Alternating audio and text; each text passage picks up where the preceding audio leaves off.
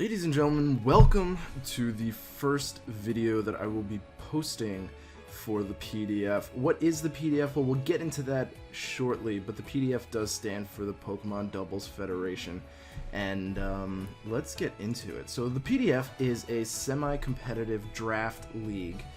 We follow current VGC rules, so for right now we're following the 2015 rules.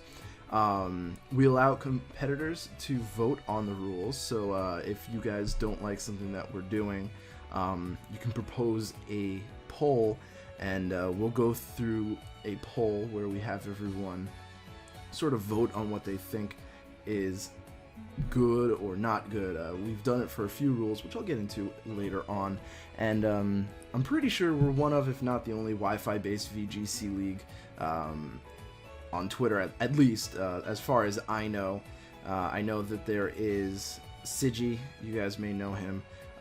He's in a showdown based one, but I think we're the only Wi-Fi based league. So for those of you who may not know what a draft league is, it's basically you form a team, you get a certain amount of picks for whatever the game you're playing. So in our case, you get 10 Pokemon that you're allowed to draft. And basically those 10 Pokemon are unique to your team. No one else can grab those Pokemon, no one else can draft those Pokemon, no one else can use those Pokemon, and only you can. But the catch to that is that every single person knows what your team is. So it's less about going in and showing off raw battle skills, it's also about going in and knowing how to beat your opponent. It's a lot of planning, it's a lot of figuring out, okay, is my opponent gonna bring Charizard, or is he gonna bring Venusaur? You know, like it's really about knowing the game more than being able to just play the game. I say semi-competitive because while we do have a large roster of really good players, a lot of which who have won official tournaments, placed at official tournaments, and even done really well at official tournaments, we tend to have a lot of fun in it. We draft some weird things. Some people draft Kecleon. I almost always draft pure Trick Room. It's just one of those things that we're good, we enjoy doing what we're doing, but we also have a little bit of fun with it. So I put semi-competitive because we're not all angry when we lose. So yeah, so that's basically just the general overview. And basically what we're going to be doing is, right now we have 12 people on the roster, 10 people from the last time I did this, which was for the Pokemon Doubles League, the PDL. I just moved over because I wanted a new face. I wanted to add this to my channel, make it kind of core on my channel, make it something really cool that you guys are going to get really involved with. So I just decided to uplift the whole thing. So 10 people from last season of the PDL decided to come back. I invited a bunch of other people. It seems like only 2 of them were able to do it this season around, so we're going to be seeing Moody Pones and Shizuka back for our leagues here, which is great. So yeah, basically this is just kind of introduction to the league and how you guys can get into the league. So basic rules is each round is a best 2 out of 3 4v4 double battle. Each round's only gonna each round is a week long, so you have 1 battle every week. Nothing too bad. Each battle itself is a best 2 out of 3. You do 4v4 each individual set, so it's like if you win 2 battles, you did 2 4v4s.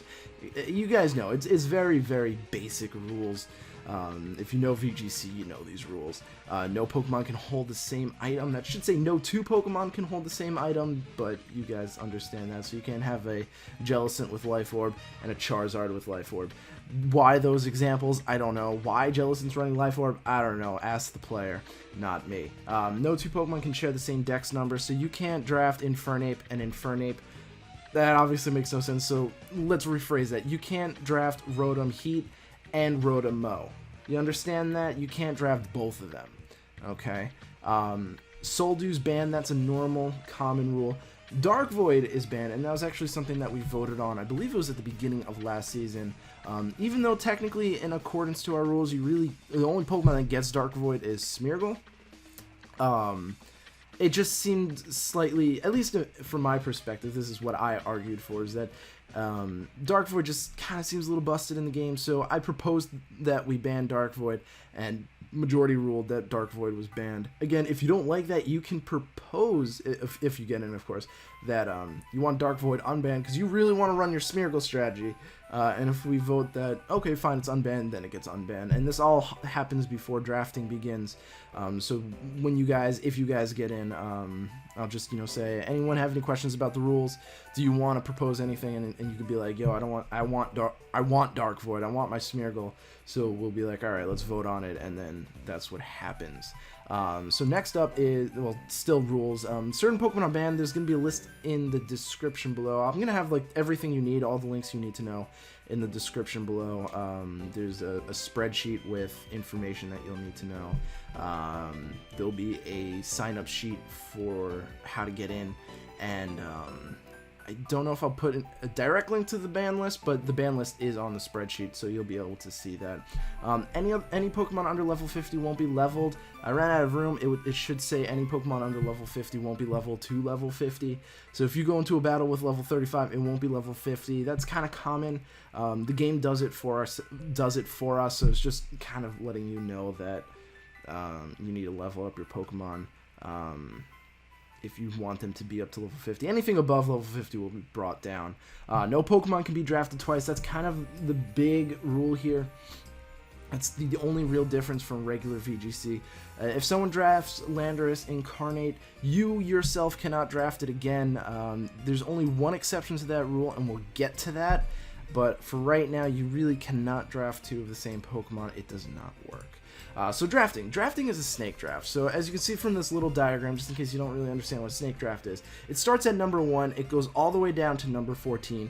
14 gets 2 picks in a row, so it gets pick for round 1, then pick for round 2, and then it goes from 14 all the way down to pick 1, right? You following me so far? And then pick 1 gets 2 picks, so round 2 pick 1, round 3 pick 1, and then, it continues that pattern going down, up, sort of thing. So a few extra rules for the drafting in particular. Each team can only draft a total of 2 legendaries. The reason being is that while legendaries that are allowed in VGC aren't necessarily overpowered or super strong, with a few exceptions here and there, the real reason is that there's really not that many legendaries, and it's very possible for a team to just kind of take all the legendaries. And we kind of want to make it so you don't have to really worry about, like, if you really want a legendary, because some legendaries do have really good power, a lot of the legendaries that are used are very strong, so we want to just kind of make it fair. In the same vein of that, each team can draft up to 2 potential megas. Now, when I say potential megas, I'll get into this a little bit later, but we're not drafting actual megas, which actually is a little bit different than most draft leagues. The megas get bundled in with the Pokemon, so sort of to kind of balance that, since again there's not really that many megas, especially ones that are good in this format. If you want to draft Charizard, Venusaur, and Scizor, you can only draft 2 of those. You can only get Charizard and Venusaur. You can't get Scizor. It does put a little bit of a difference, because last season, you draft Scizor, but then a different team can draft Mega Scizor because it was counted as a different Pokemon. But this season we're combining the Megas, and it's just a way to sort of balance out how many Megas each team can potentially have. Since Megas do turn tides of the game, a lot of teams are built around Megas. Megas are very important to the battle nowadays. And Pokemon with distinct forms can be drafted. So let me give you an example of that. Rotom. Team A gets Rotom. Team B can get Rotom-Mow. Team C can get Rotom Heat, and so on and so forth. They're all distinct because they either have different typings, different stat distributions, different abilities, so on and so forth. However, if a team drafts Sawsbuck, Team A drafts Sawsbuck, that doesn't mean Team B can draft Summer Sawsbuck, because they're not different other than an aesthetic change. And obviously any forms that change in battle don't really count for that either, so you can't draft Aegis/Blade and another team draft Aegis/Shield. You draft Aegis/, you get both forms, because obviously it's not a separate Pokemon. So there's that. Moving on, Mega Evolution. So as I said, Megas are not drafted. Most leagues And the previous league that I ran, when you drafted a Pokemon, you did not draft their Mega. Their Mega was a completely separate entity, much like Rotom is different from Rotom-Mo. So now we're trying something different because it was sort of weird, because someone brought it up, I think it was Pyromaniac720. Mega Evolution isn't something that you always want to do right away. There's some strategic element to it. So when you drafted the Mega separately, you were kind of pigeonholed into having to Mega Evolve before the end of the battle, because not only could you not be running the Mega Stone, it was just one of those things that we had to enforce. And so by doing this, we don't have to worry about Mega Evolutions. It opens up more strategies. So if, like, say you want to, I don't know, bring in Tyranitar and you're facing off against the Charizard Y, you know that you really need to deal with that Sun, Mega Evolve to get rid of that Sun, but your opponent can play around that now, so then you can play around that. So it's like, okay, so I don't need a Mega Evolve right away, Charizard's actually really scared of me, I'm just going to preserve that and then move on. Or you can just bluff the Mega, and you don't even have to have a Mega. You can just go Choice Scarf Tyranitar, and you're like, I don't even care that he has the Sun up. I'm Choice Scarf, I'm going to go for Rock Slide. So this kind of just opens up a whole slew of new strategies, and it kind of makes it obviously a little bit more in relation to the actual game and the actual competition. So again, each team can draft up to 2 potential Megas, so you can draft Charizard and Venusaur, but you can't draft Charizard, Venusaur, Scizor. It just kind of makes it so everyone has equal distribution. You don't have to draft 2, you don't have to draft a Mega at all if you really don't want to, but it's an option. Mega Stones are treated as items. Again, you know, last season they were treated as basically a separate Pokemon, so you can't run 2 Mega... I don't know why, but you can't run a Mega Charizard Y-Stone and then a Mega Charizard Y-Stone on your team. I don't know why you do that, but whatever. And speaking of Charizard, Charizard is literally the only Pokemon in the entire game that 2 teams can draft. Now, here's what happens with that. Team A can draft Charizard and Team B can draft Charizard, but Team A has to specify, I'm drafting Charizard and I want to be able to use Charizard Mega Y. And then Team B, when they draft Charizard, they automatically get Charizard X. Since no team can get both Megas, because not only would that take up both their Mega slots, but it would be a little bit unfair with the amount of things that they can do, especially in a game format based on countering your opponent. So it's just a slight bit of an advantage. So for Charizard specifically, when you draft Charizard, you have to draft a specific Mega with it, and then you can't use the other Mega. So moving on, adds and drops. So this is a pretty big thing about the league. If you're playing the game, like, okay, so last season I drafted Golurk at the beginning, and I'm playing, and I'm like, I really don't like Golurk. He's not really doing his work. So I dropped Golurk, and I picked up, I think Rhydon. I picked up Rhydon. So each team gets 8 of these a season. So if you, for some reason, really don't like your team, and you drop half of it, so you drop 5, you get to pick up 5 more that, you know, another team obviously doesn't have. But then for the rest of the season, you can only do that 3 more times. The reason for this is it kind of prevents people from looking at someone's team and being like, alright, I don't really like my matchup against this team. I'm going to clear my entire team, draft a whole new team, and then the following week, they're like, well, this matchup isn't good anymore either, so I'm going to destroy my whole team and then get a whole new team back. You have to work with what you got. You have to plan. You get to see who's drafting what as they're drafting it, so you have to work with what that is. That's the whole point of draft. The whole point is really just countering team. You see someone drafts a Mega Mawile first round, you're like, alright, I need to get my hands on Charizard. I need to get my hands on Camerupt. I need to get my hands on something that can beat Mega Mawile. But yeah, so you get 8 of those just to limit it. Obviously, adds and drops are used to change your team. These go into effect immediately. So if you just finished your battle for round 1 and you're like, I really don't like Golurk, you drop it, you pick up Rhydon, and the next time you battle, you can use it. And again, you must drop a Pokemon to add another. You're limited to 10 Pokemon in our league. So if you want to get Rhydon, you have to drop one of your 10 to get Rhydon. So that's pretty interesting.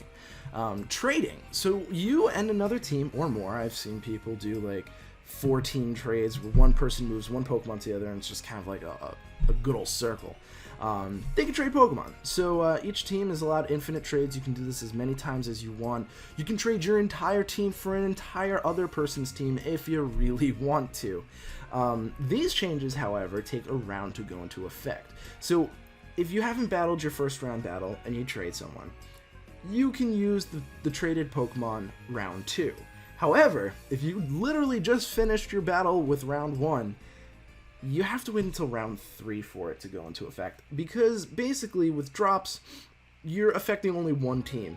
So you're not affecting a bunch of different opponents, and it's a little bit easier to work with. But however, on the other side, if you're trading, you're affecting 2 teams, and then that's basically 2 battles that you just changed the outcome of. So if you do that last minute, it's not really that fair to your opponent.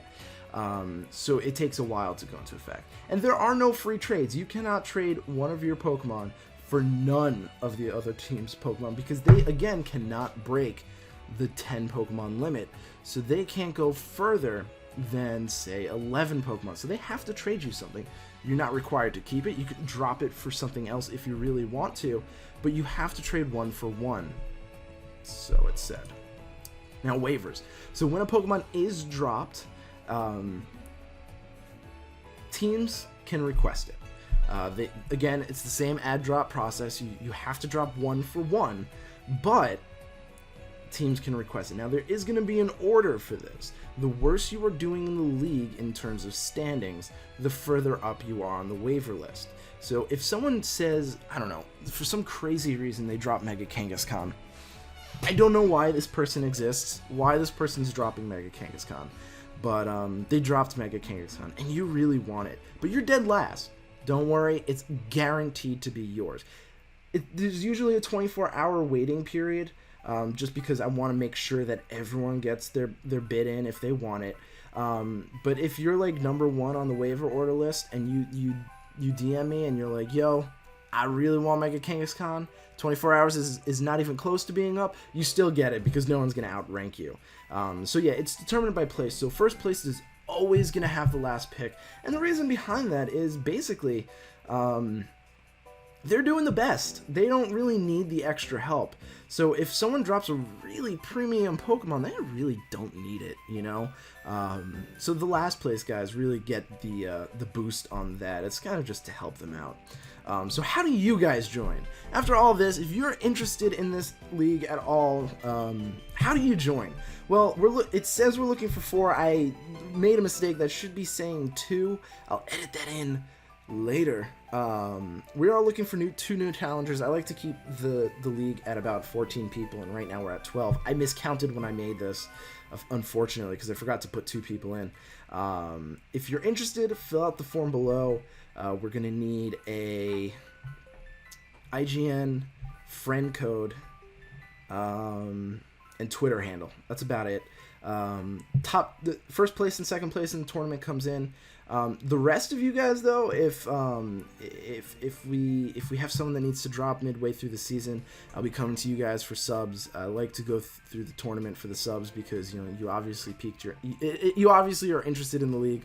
So if we need a replacement, I'll come to you guys. The tournament itself will be pretty much the same format as this league itself. You can change teams in between rounds if you so desire. It's really just, it's a best 2 out of 3 single elimination. There will be no losers bracket because we only need 2 people this time around. So it's going to be a straightforward one shot to the top kind of thing. You're out. But again, you'll be considered as a substitute.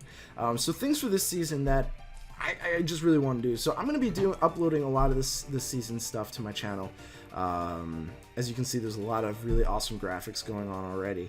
There's going to be some highlight reels, maybe some like best plays of the week or something like that. Commentary over battles, I kind of want to just do like sort of like an announcement sportscast kind of thing for it. Like I commentate over a battle that happened during the week. Stuff like that. Most valuable Pokemon, I don't know exactly what I'm going to do with this yet, but one season we had like a list, a tier of most valuable Pokemon, like based on their kills, their deaths, and their ties, and sort of things like that. So that might be really cool. And I'm possibly looking at like doing like, you know, sort of interviews for the teams. I know I'm gonna do at the beginning after draft happens, I'm gonna do like a meet the team kind of thing and go through their team as it goes. But yeah, that's what I'm gonna be doing with this channel. I hope it works. I hope you guys enjoy it. I was really excited for this. And just to show you some more graphics, this is what's gonna be the highlight reel and battle kind of thing. I'm gonna be showing this. All the images you see, so the logo, the battle template, the banner, the icon, the background thing that you see here, which is actually my desktop background now, all of them were made by the Average Joe. He's amazing. He does all my artwork on the channel. His link should be down below. I hope I remember to do that. His link is always in all of my descriptions because, you know, he does all of my templates and stuff like that. So look out for that. So yeah, I really hope you guys are gonna enjoy this. I really hope I put a lot of effort into this. I say I hope because I'm really hoping that since if you guys like it, you guys will demand more of this stuff, because this is gonna be a lot more fun than just playing Battle Spot all the time. It's gonna be a little bit more engaging, a little bit more something to follow, you know, something to really look forward to each week. Like, oh man, I really wonder what that play is going to be, the play of the week. I really want to know what's going to happen. Is this going to be crazy? Is there going to be some really crazy outplay? I want to get a lot of stats going too, like, you know, total damage dealt. I mean, that might be really cool. For my time playing with League so far, like, you know, really looking at those stats are a lot of fun. You see, like, total damage dealt, total damage taken. That'd be really cool for the MVP. Like, you know, each week we see how much damage a certain Pokemon dealt, and whoever dealt the most is like awarded the strongest Pokemon or something like that. And then it makes it like for future seasons, like it makes it, oh man, that Pokemon dealt like 400 damage in one game. I need to go get that. You know, I don't know if 400 damage is a lot, but it's just something to look forward to. So thank you guys so much for watching. I really do appreciate it. And if you want to sign up, click the link down below. Peace.